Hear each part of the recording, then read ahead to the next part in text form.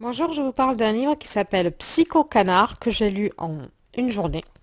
Alors qui fait 150 pages. Alors c'est une BD, mais c'est pas une BD à lire en continu puisque c'est pas une histoire en continu de 150 pages. C'est vous avez une thèse, on va dire ça, une thèse ou une réflexion par page.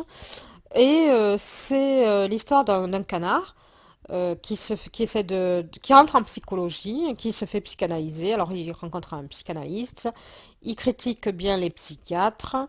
Donc c'est plein d'humour et plein de remises en question sur tout le système médical autour de la pathologie.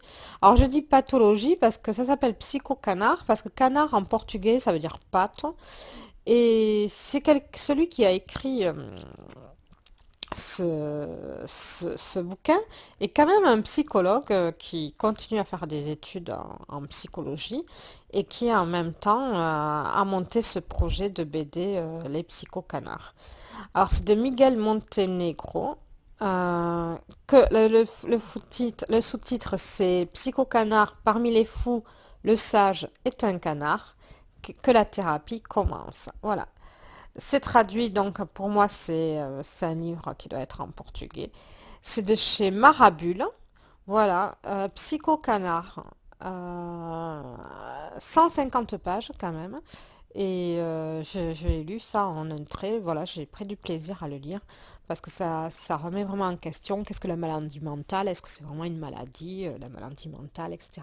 Il y avait quelque chose un peu sur Freud que j'ai bien aimé où le complexe d'Oedipe avant Freud c'était un héros mythologique et puis après Freud c'était un complexe honteux. Voilà, j'ai bien aimé ce petit dessin. Où on voit le héros et puis après le petit, le pauvre Oedipe qui devient quelque chose d'honteux. Voilà, à bientôt. Et puis voilà, Psycho Canard, un bouquin fait par un vrai psychologue.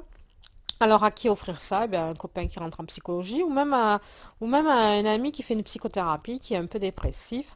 Ça remettra un peu de gaieté ou ça remettra un peu en cause. Ouais, je trouve que c'est pas mal ça. C'est assez positif comme bouquin. À bientôt.